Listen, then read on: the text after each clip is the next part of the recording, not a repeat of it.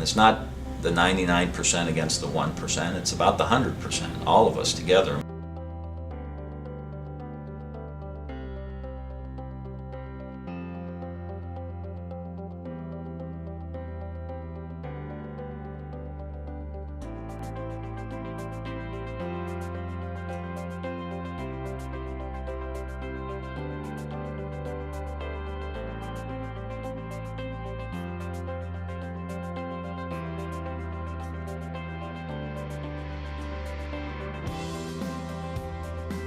So I met you guys and heard about you through Barry Boyce, who's the editor of mindful.org, and got an opportunity to come up and hang out with you one night in Baltimore and learn a little bit about your program. So why don't you tell us a little bit about, how the program works and how it got started?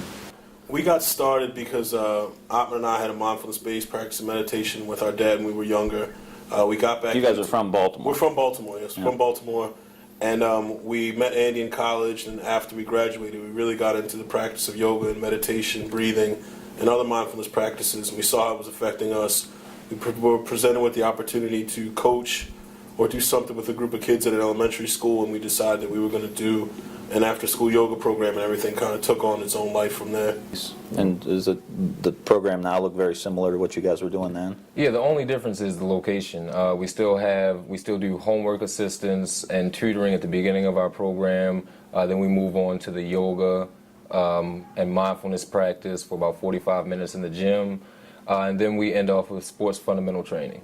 And that was team building, working together in a team, helping kids out, being a good sport and that type of stuff. So we try to incorporate all of that into the sports too. So you got some other techniques you use here. Yeah, well, we do music too, but that's not as much in the after-school program. Every once in a while we use that just because the kids like hip-hop music, and sometimes they don't want to do the yoga. I'm like, all right, well, after we do the yoga, I'll do a rap for you or something. Yeah, it's a good selling piece, because at first, some kids are like, yoga? I'm not doing no yoga. I ain't doing no breathing. You know what I mean? But then when Andy kicks a freestyle and it's like, oh my gosh, if this hip-hop rapper guy can do it, then, and is open enough to do yoga and mindfulness and meditation and stuff like that, it kind of opens up the door for the kids to do it. Yeah. Same thing with Atman when he does the basketball, he's phenomenal. So after a few threes, the kids are like, oh my God. And we're like, yeah, do the yoga. Yep, the only reason why we can play basketball is because we do yoga. Nice. And we also do enrichment programs in an after-school program based around art and environmental education and advocacy, some writing, a lot of community engagement, community involvement, civic engagement, community service type programs. So we try to cover the gamut to expose the kids to a lot and make them nice, well-rounded, mindful. A lot of the kids that the teachers and the principal are having a lot of problems with, behavioral, emotional, just those types of issues, anger management issues, those kids are the ones that we usually get because they benefit the most from the program. So if you got a kid who's got some anger problems, how do you approach that? Where do you start?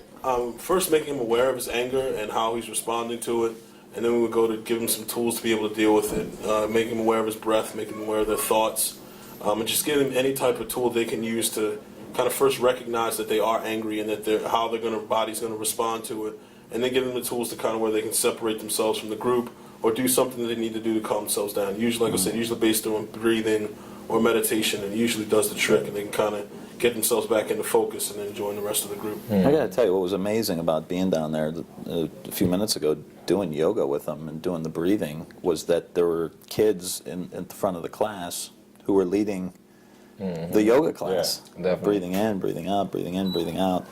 And it would always help out too, because just imagine us going to another after-school program and there's all these kids there, and then they see a kid their age that's leading it with us. They're like, oh, so you have a little bit of resistance, but then when the kid that's their age is also from the city, then they'll be more prone to doing it, you know what I mean? So then it's always good to have them as a model. And I'm like, oh, he does it? And then that kid will be like, yeah, this is good, it makes you stronger and this, and it makes you feel like this. So it's always good to have almost like a role model / example for them to follow. Nice. Have they noticed in the school a decrease in antisocial behavior, fighting, and that kind of thing? The principal was letting us know that the kids love the program. We weren't really sure if we were going to have the program here this year, and the parents came and told the principal that they wanted us to stay in here, and there was a need for us there. Like a lot of the kids who were, somebody would make fun of them, the first thing they would do, they would just start fighting, no matter where they were, and then they kind of got that ability to kind of not be so impulsive and stop and think before they were acting, and then it just became one of those things where they would get up like they were going to, and then they would kind of just breathe it off, let it go, and just keep it moving. And they were, I'm just a few of the kids, like especially some of our fifth graders last year, they were more prone to fighting. Definitely. Like by the end of the year, that wasn't really an option for them anymore. They were able to self-regulate through the techniques, the mindful techniques that we taught them. Yeah. So. And being able just to recognize those signs again. A common thing I do when two kids are fighting, I pull them away, and the one kid's fist clenched. I just put his hand on his heart. I'm like, feel your heart, and he can feel it. I'm like, you can feel that, can't you? And he's like, still angry. Like, yeah. And he's like, look. I was like, this isn't you. This isn't the normal you. This isn't this whatever your name is. This isn't that type of person. Take those breaths we showed you and watch, and he'll do it, and you'll see it, and you can feel his heart slowing down and calm, and his whole body like almost transform. It's such a simple technique for the kid to learn it. Yeah.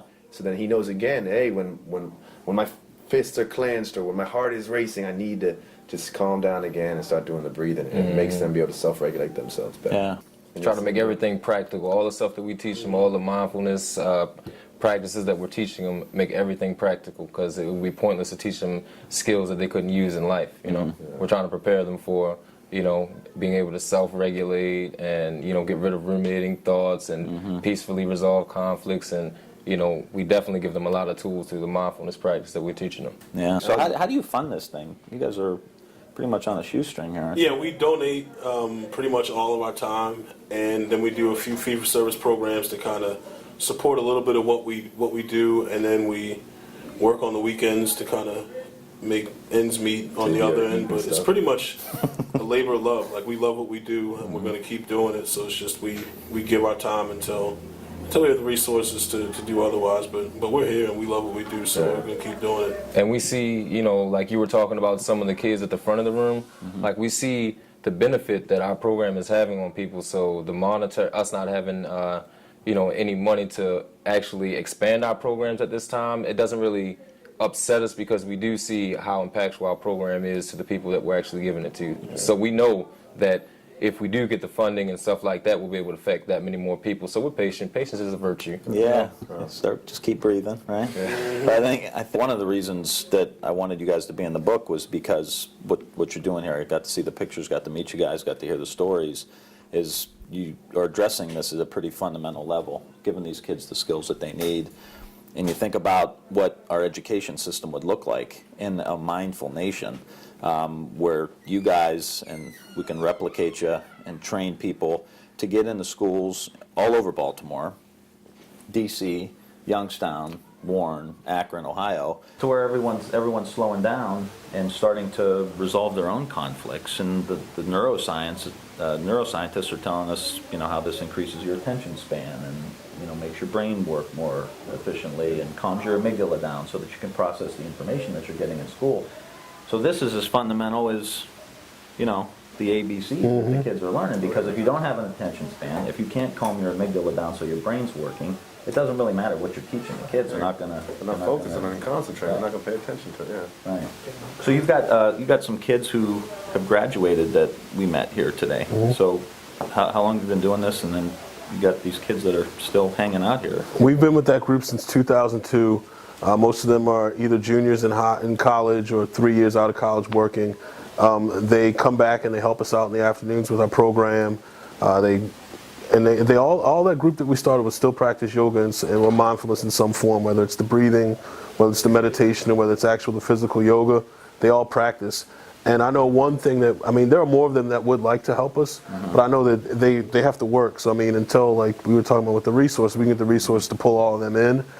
We have a group that's pretty much trained already. They've been doing yoga for 10 years. So I think with more resources, we can pull them in. They can help at our program, and then we can kind of expand to other schools and other neighborhoods and be affecting more people.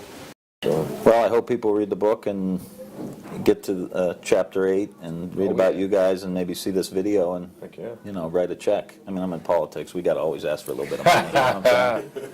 Well, thanks for what you're doing, guys. You're beautiful. Thank you. Thanks for writing the book. You got it.